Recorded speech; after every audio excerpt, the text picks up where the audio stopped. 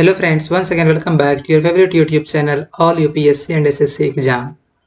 Friends, आज के इस वीडियो में हम लोग क्लास 6 का ज्योग्राफी बुक के चैप्टर नंबर 1 जिसका नाम है the earth in the solar system, हम लोग इसको लाइन बाय लाइन आज पढ़ने वाले हैं और इसको डिस्कस करेंगे और इसमें ये देखेंगे कि इसमें कौन सा इंपॉर्टेंट क्वेश्चन बन सकता है जो कि डायरेक्टली एग्जाम में पूछा जाता है, जो कि कोई आपको एनसीईआरटी का कलेक्शन का क्वेश्चन दे देगा तो आपको वो समझ में नहीं आएगा कि कौन सा क्वेश्चन कहाँ से रिलेटेड है। लेकिन वहीं आपको अगर कोई कहानी बता देगा कि इस कहानी से ये है तो आपको कभी भी अगर उससे क्वेश्चन पूछा जाएगा तो आप आंसर दे पाइएगा। तो यही मेरा मकसद है कि यहाँ पे आपको हम कहानी के रूप में बता दें हर एक एनसीईआरटी के हर एक मतलब चैप्टर को, ताकि आपको जब भी कोई एग्जाम में पूछा जाए तो आपको आसान हो। तो हम लोग साथ साथ में पढ़ेंगे और देखेंगे कि हाँ ये क्वेश्चन इंपॉर्टेंट है। ठीक है, तो इसको स्टार्ट करने से पहले मैं आप सबों के पास 2 कंडीशन रखना चाहूँगा। पहला कंडीशन ये है कि आप इस वीडियो को लास्ट तक देखिएगा और दूसरा कंडीशन ये है कि ये वीडियो आपको कैसा लगा आप हमें कमेंट बॉक्स में ज़रूर बताइएगा, क्योंकि आपके कमेंट के अनुसार, आपके फीडबैक के अनुसार हम अपना आगे का स्टेप लेंगे। अगर मेरा ये बताने का तरीका आपको अच्छा नहीं लगता है तो आप और तरीका बताइएगा कि हम इस तरीके से बताएं, आप इस तरीका से बताइए तो हम उस तरीका से बताने का प्रयास करेंगे। अगर आप कहिएगा हाँ ये तो ठीक तरीका है तो हम जानेंगे हाँ ये ठीक है। अगर जो भी इसमें इम्प्रूवमेंट करने का होगा तो ये आपको हमें कमेंट बॉक्स में बताना है। ठीक है, तो चलिए डायरेक्टली हम लोग बढ़ते हैं अपने चैप्टर की ओर। तो चैप्टर नंबर 1 जिसका नाम है the earth in the solar system. तो इसका मतलब ये हुआ कि हमारा जो पृथ्वी है वो ना वो सोलर सिस्टम में, मतलब the earth in the solar system, solar system में अर्थ हमारे पृथ्वी के बारे में पढ़ना है। तो आज हम लोग को क्या पढ़ना है तो इसके बारे में पढ़ेंगे।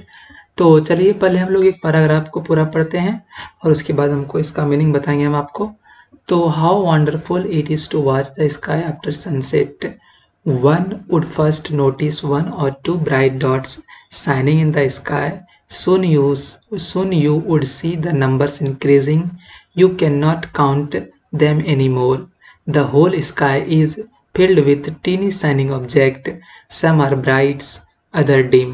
It seems as if the sky is studded with diamonds. They all appear to be twinkling, but if you look at them carefully, you will notice that some of them do not twinkle as others do. They simply glow without any flicker, just as moon shines.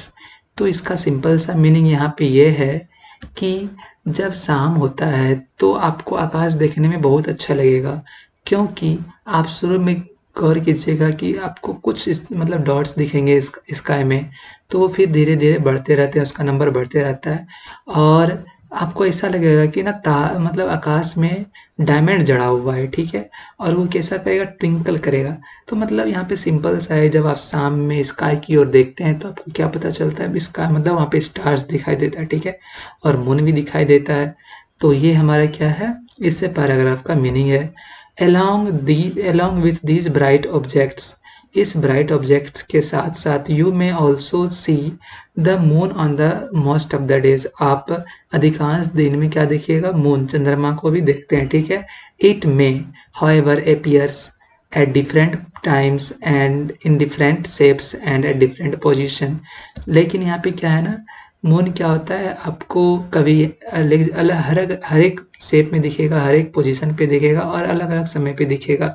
उसका कोई भी fix नहीं है timing, जैसे सूरज का है कि वो सुबह उगेगा शाम में डूबेगा, तो उस तरह से इसका कोई भी यहाँ पे लॉजिक नहीं चलता है मून का। तो ऐसा क्यों होता है इसको आगे समझ में आएगा।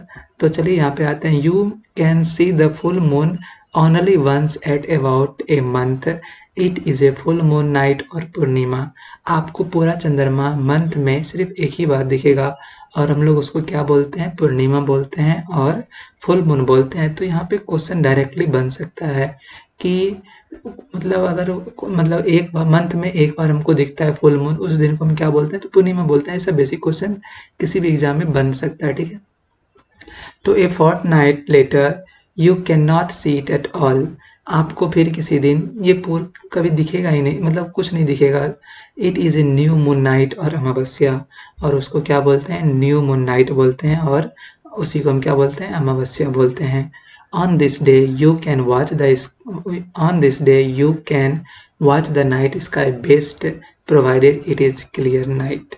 जिस दिन अमावस्या होगा आप उस दिन जब आकाश को देखिएगा तो आपको उस दिन आकाश बहुत ही बेस्ट दिखेगा, लेकिन कुछ कंडीशन है कि वो क्या होना चाहिए, क्लियर होना चाहिए नाइट, मतलब कुछ आकाश में धूल नहीं होना चाहिए। जब आप बारिश के मौसम में जब बारिश होगी शाम में या रात में, आप उस समय आकाश को देखिएगा तो आपको हर एक स्टार दिखेगा और आकाश पूरा क्या दिखता है, साफ दिखता है। Do you wonder why can't we see the moon and all those bright teeny objects during the daytime? तो आप क्या भी सोचते हैं कि ये जो हमारा रात में ये ऑब्जेक्ट दिखता है, मून दिखता है, स्टार्स दिखता है, हम इसको दिन में क्यों नहीं देख पाते हैं? इट इज़ बिकॉज, इसका कारण ये है, it is because the very bright light of the sun does not allow us to see all these bright objects of the night sky. इसका सिंपल सा कारण ये है कि जो हमारा सन का लाइट है ना वो ब्राइट है इन सब के लाइट के अपेक्षा। तो सन का ब्राइट लाइट है तो इसीलिए हम सब इसको दिन में नहीं देख पाते हैं। The sun, the moon and all those object shining in the sky are called celestial bodies. Sun, moon and all these objects, उसको हम लोग क्या बोलते हैं, कैलेस्टियल बॉडीज बोलते हैं।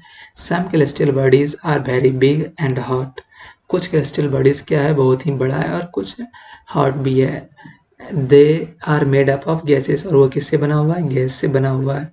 दे have their own heat and light, उसके पास अपना हीट एंड लाइट है। Which can emit in large amount, और वो क्या करता है, इमिट करता है लार्ज अमाउंट में। These celestial bodies are called stars, हम लोग इसको क्या बोलते हैं, स्टार्स बोलते हैं।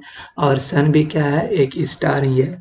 Countless twinkling star in the night sky are similar to the sun, but we do not feel their heat or light, and they look so teeny because they are very very far from us। तो मतलब देखिए, countless twinkling star जो कि अनगिनत है, जिसको आप गिन नहीं सकते हैं ट्विंकलिंग स्टार, ये भी किस तरह से है, सन की तरह ही है, सिमिलर टू द सन है, लेकिन इसके बावजूद हमको उसका कोई हीट और लाइट हम नहीं उसका फील कर पाते हैं। इसका कारण क्या है, क्योंकि वो हमारे से बहुत ही दूर में है, बहुत दूर में, ठीक है। तो इसका ये रीज़न है।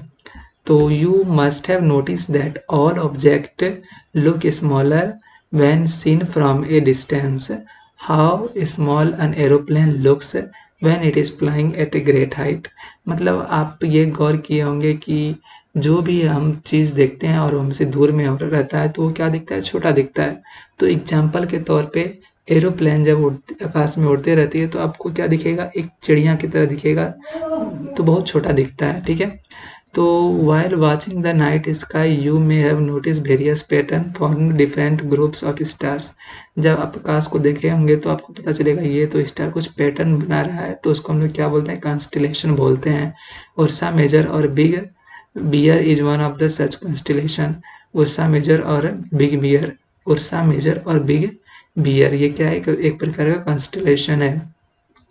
One of the most easily recognisable constellation is Saptarishi. मतलब आप बहुत आसानी से एक कॉन्स्टेलेशन को आकाश में ढूंढ सकते हैं, उसको हम लोग क्या बोलते हैं, सप्त ऋषि, मीन सप्त सेवन, और उसमें क्या होता है, 7 स्टार होता है, ठीक है। It is a group of 7 stars that form a Ursa Major constellation. और ये क्या बनाता है, उर्सा मेजर कॉन्स्टेलेशन बनाता है।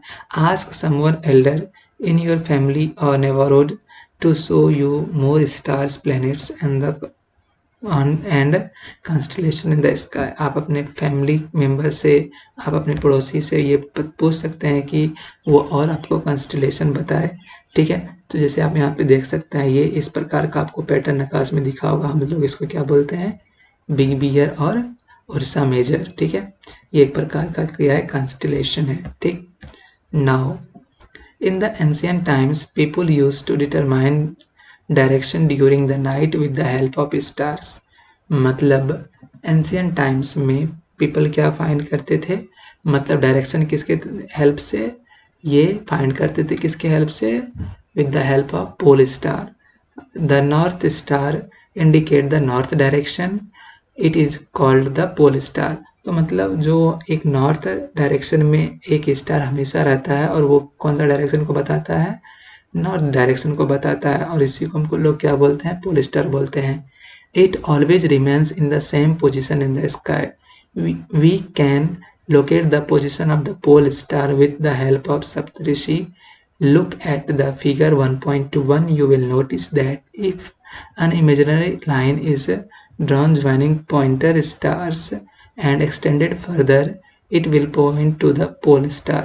मतलब आप इस फिगर को देखिए, ऐसा आपको पैटर्न मिलेगा और आप इस दोनों स्टार को, जिसको हम लोग क्या बोलते हैं, पॉइंटर स्टार्स, आप इस दोनों स्टार के सामने में आपको एक स्टार दिखेगा और वो कौन सा स्टार है, ये आपका नॉर्थ स्टार है, या फिर आपका ये आप इसको बोल सकते हैं क्या, नॉर्थ स्टार ही बोलते हैं, ठीक है। और ये पोल स्टार भी है, ठीक।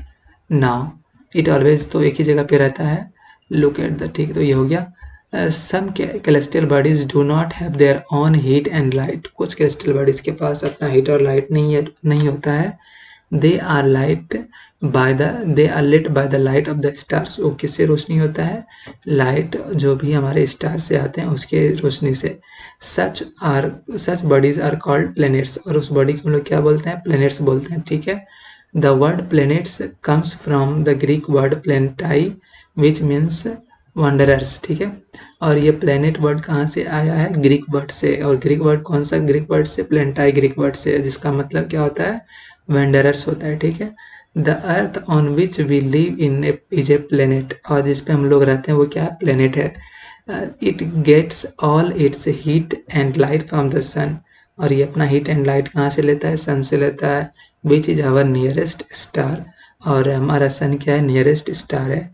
If you look at the earth from the great distance. जब आप अर्थ को पूरा बहुत दूर से देखिएगा, से फ्रॉम द मून, जब आप मून से देखिएगा, it will appears to be shining just as the moon.